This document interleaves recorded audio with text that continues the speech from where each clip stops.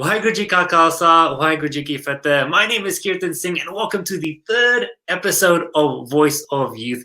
Today, we will be joined by two guests who are currently studying in high school, and they'll share with us their experiences during the COVID-19 pandemic. So let's introduce Darebir and Sartaj Singh. Waheguru Ji Ka Khalsa, Ji Fateh. How are you two doing today? Good. Yeah, I'm good as well. Pretty good. Nice early morning recording for us today. Yeah. Hope you're not too sleepy or anything. No, it's all good. Yeah. Ready to rumble. Ready to Yeah, rumble? ready. All right, Yeah. so let's talk about it. So obviously COVID-19 is happening. Isolation is like a lot of people are in isolation, and you two are in school, correct? You both go to the same school, and you're studying VCE right now, yeah? Yeah. Yeah. So what's it like? Tell us about what school was like last year before all of this happened, and then we'll slowly get into what it's like now in today's situation. Do you want to go first? Well, last year, I mean, compared to this year, it was really lax. And I mean, year 10, you're not doing any VCE subjects either. You're taking it slow. But, this year, before school had even started, there were rumors of, there's this new virus and it's deadly and all that. And so we were already going to school with fear, like a bit. And it did have a bit of an impact. So, yeah, that's a change that I've noticed. How about for you, Debbie? How was school last year? Yeah, school last year was pretty lax, just the same as Dodge. Didn't matter if you got too low of a mark because you could improve. Or you had plenty of time to improve upon it. This year has been quite different because you've been at home, and with our school, you would only have like one lesson per week with your subject teachers, and that really cut down on your time where you can improve on your areas that you were not good at. So that was really one key difference that I found. So then is it harder to actually communicate with the teacher, even though they're at home as well? They're more likely to reply to your emails or anything? Is it harder now? It's definitely harder for students who have who are not in VCE because the teachers are definitely going to be prioritizing all their VCE students before the non-VCE students. Yeah. But some teachers aren't available all the time, especially some teachers that are only part-time teachers at the school. Those teachers aren't always available, so it can be tough to communicate with them. So do you feel like that's fair that the VCE students, you guys are getting priority over other students? Especially when earlier when I don't know if that's still happening today, but only certain students are allowed back, certain year levels are allowed back into schools. I believe it is happening today. And do you think that's fair? Absolutely fair. Especially for the Year 12 students, I really sympathize with them because they have to give their finals at the end of this year. And originally, the plan was for the exams to get moved backwards to cater for the time spent in isolation. But it got moved back forward by a few weeks or 1 or 2 weeks again. So it is much harder for them to cope with this virus. Yeah. And especially, it's easy to get your mental state a bit in the wrong direction during this time. And that really has effect on their education. Yeah. How about you, Taj? I sympathize with the year 12s a lot because they're in what you could say the most crucial year of their studies, definitely like high school studies. And at home, it's very easy to get, straight and let your mind wander. And it's harder to keep focus on what you're doing because at school, you have your teacher who is basically your supervisor making sure you are doing the work. But at school, you have to manage. At home, you have to manage yourself, and you have to make sure that you're using your time wisely. And I guess that's a challenge that year 12s didn't expect to encounter this year. And so it's really hard for them to cope with this stuff. Okay, yeah. So because that's one big thing when I was in high school, what the teachers always said is that we're here holding your hands. When you go to university, no one's going to be there to hold your hand and guide you. And then now, with the pandemic, there's less people to hold the students' hands. And are either of you doing a 304 subject? Yeah. Yeah. So you both are. So you've actually studied online with other Year 12 students? Yeah. Yeah. Have they shared anything about what they're personally experiencing? Not really. One of the year 12s in my business management class has like shared how it's really difficult because he's doing, obviously all 5 3 4s, whereas I'm only doing 1 3 4 out of the 6 that I'm doing, Yeah. and it's really hard for him. He said because it's hard for time management, and he said it's been really stressful as well. Yeah, as it would be. Especially because what I talked about with Sharanjit in one of the previous episodes was actually keeping a schedule during the whole isolation period. And it's hard to maintain a schedule and keep doing things, especially when it comes to work. You get lazy, you don't want to do it, you want to binge a show, you want to just relax, play video games or something. And you're not going to get that work done. How have you two coped with trying to get work done still? That's a tough one. But Yeah. for the first few weeks, yeah, I wasn't coping too well. But then I looked back and I was like, oh my god, I haven't gotten anything done. So I employed this tactic that an online article supposedly said that Elon Musk uses, which is he just Yeah. said that such a credible source. But apparently he would organize 5 minutes of every like 5 minutes of time, like every 5 minute slots of his Yeah. day would be like allocated to something. Yeah, Yeah. I didn't go that far, but I allocated like what 10 minutes of time, like it would be planned out. So I Yeah. knew what I was doing every 10 minutes of the day, and that really helped. Yeah. That's pretty good. Keeping because especially it's hard to concentrate for more than 20 minutes, I believe it is. That's Mm. the Yeah. not record, but the idea that's been proven. Um, so do you have a plans, Taj? I actually made like a schedule before we went in lockdown, but like every teenager that makes a schedule, it definitely was not carried out the way it was meant to be. Yeah. I had like something like 2 hour study sessions when I come home from school, and but I wasn't working efficiently at all. And in lockdown, it was like same with David. The first few weeks was like, whatever. I'm at home. It's fine. It's chill. Yeah. Time to take a chill. Relax. But then, maybe like 2 or 3 weeks into it, I'm like, oh my god, I have not done anything, and it's like it's a bit of a slap in the face. I'm lucky that we're still in year 12, year 11 this year, only Yeah. doing 1 3 4. So I'm really thankful that this pandemic didn't happen next year. When I'm in year 12. It could actually carry I mean, on to next year. yeah, it So could carry on. That's what I'm who worried knows? about. But then at least it'll be trialed in a sense this year. What's efficient and what's Yeah, not, and then next year, yeah, hopefully, cross fingers that it's not still as present in society as it is now. You guys will be better off in a sense when you go back to studying.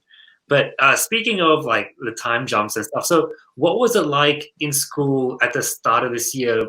February school started for you both, and like you mentioned, there were like rumors of like the virus and stuff coming down, and then in March, I believe the schools started to be closed, and then so what yeah. was transition like within that month or so? Well, so in the start of the year, February, everyone was like, we were actually really scared. Like some students, back then the virus was nothing like it is now. It was really Mm. small. There were like 8 people that had it, and we were all going to school, and we were really worried. My parents were telling me, make sure you limit your contact with people, sanitize your hands.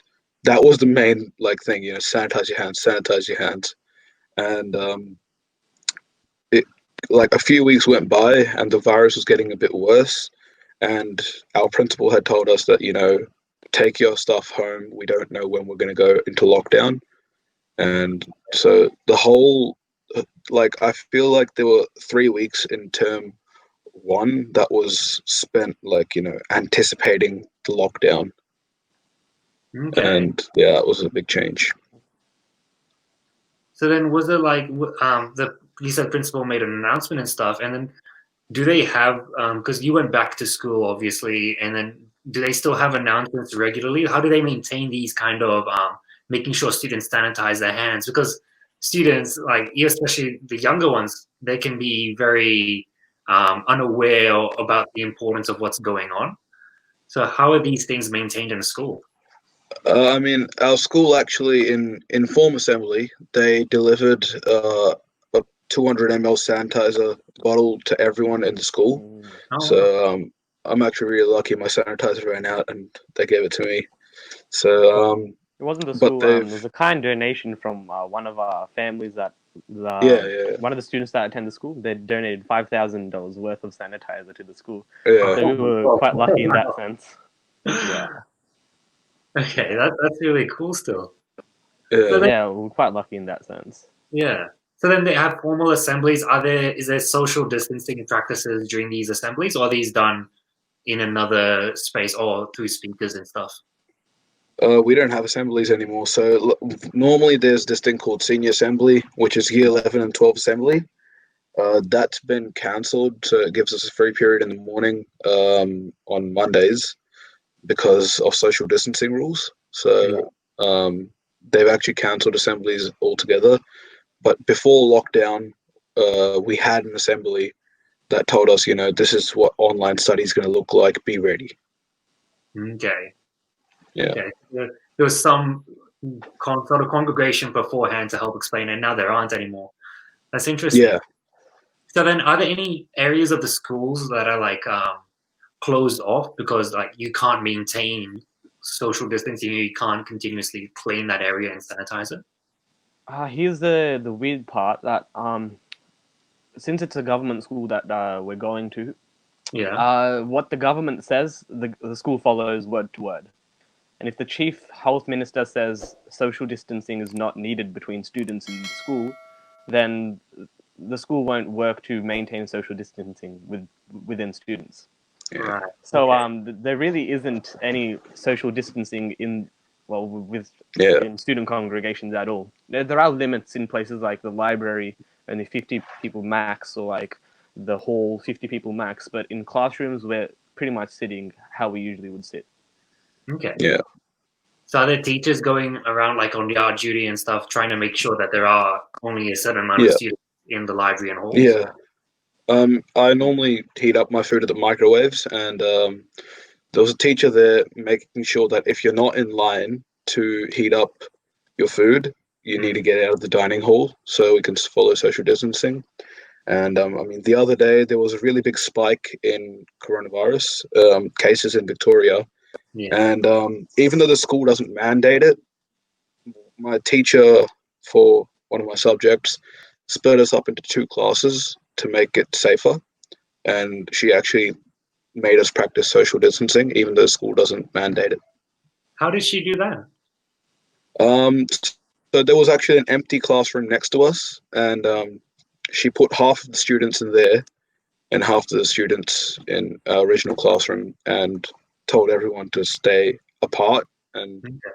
yeah, she, yeah, That's good of the teacher to be aware of what to do and trying to take that initiative as well. And yeah. yeah, so social distancing isn't mandatory, but then do you ever see students wearing masks and gloves come to school? And Yeah. what are the reactions of other students to them? Do they think they're overreacting, they don't need to wear these kind of things, or do they think better stay away from them, they're a little more afraid of them, or what's the idea there? That's Um, quite a funny thing, really, because at the beginning of the virus, the as you know, the government said that masks aren't mandatory. They don't do much to prevent the virus. There's no point wearing them. And the school took a hold of that train. There's no point wearing a mask, but you're permitted to if you want to, but you must take them off when you get to school. And that was before the lockdown, You have so to you can take, only wear it.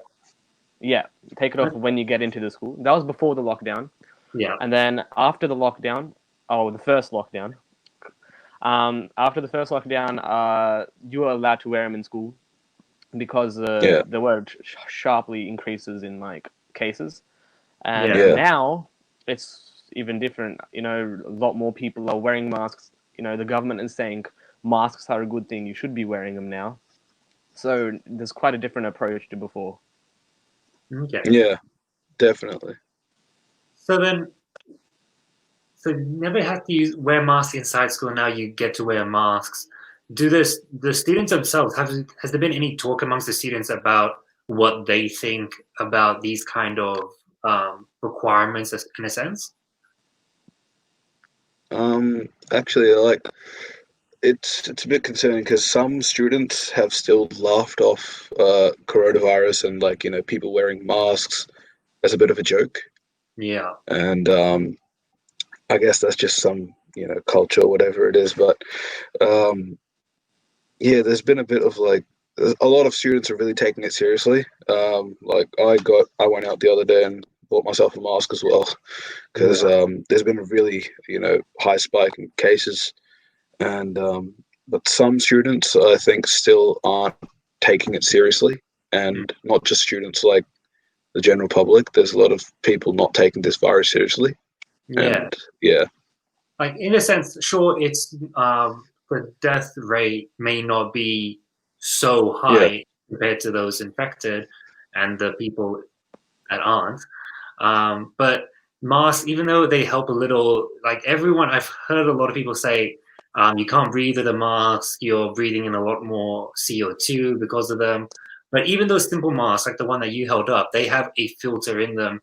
And I've read that the CO2 is small enough to go through the mask itself, and then, but it's smaller than the coronavirus itself. So it's not like it's not unsafe. It's safe in every aspect. So yeah, yeah, it is. Yeah, that you've also got your own mask.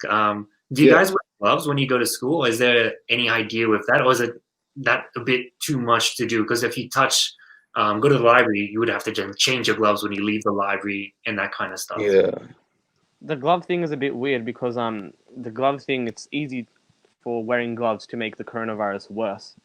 You touch your mouth, and then if you don't dispose of it properly or you touch something else, and you still believe that because you're wearing the gloves, it's going to be safe. You get this fake mentality that I'm wearing gloves, I'm immune. You cough into your hands, or you're gonna start touching like your phone or some other devices, and it can be much more detrimental to the public health by wearing gloves like that. So no one really does wear gloves. Yeah, because you've seen I've seen at least many images and videos of people going out to fast food restaurants buying food, but then when they eat their food, they're eating it with the gloves on as well, and they're doing all these kind of still on. It doesn't make sense in that aspect. But we'll move on from that, and I'll just get your ideas because there's talk about stage 4 coming in and everything going on with trying to actually eliminate the virus instead of suppress it. What are your thoughts on where like the school system is going to go for the rest of the year? Will it still remain this way? Do you think if things do ease up, will more students come in? Are you for that kind of ideas? What are your thoughts for what's going to happen? Well, for what should happen, I don't think we should let all students come to school too early. We shouldn't, because the first time, the cases started going down and people started going out again, and then coronavirus started going up again. But I think the rest of the year is going to be impacted by coronavirus still. There's going to be our school's only year 9 to 12, but for all other schools that are like, prep to year 6, 7 to 12, I think they're going to have a really, really slow, in like to ease them into school again. Yeah. And because this virus, it's been here since February, and I don't think it's here. I think it's going to be here for a while, and that students are going to have to get eased into the system again. All right. How about you, Debbie? Do you have any final thoughts? Yeah, same as Sartaj. It has to be easing in. You can't just bring everybody in at the same time. With the other one before, the first lockdown, we were brought in as, prep year 1, I think, and year 11s and 12s. And then the next week, everybody else was just let in en masse. And that was probably not probably not going to be the right approach again for Victoria, at least. Yeah. So yeah, it has to be an easing of students, slowly bringing them in. All right. Well, thank you too for joining me. We talked about coronavirus, lockdown, and studying in school. So thank you to all the viewers for watching this episode. Once again, thank you to Debir and Sertaj.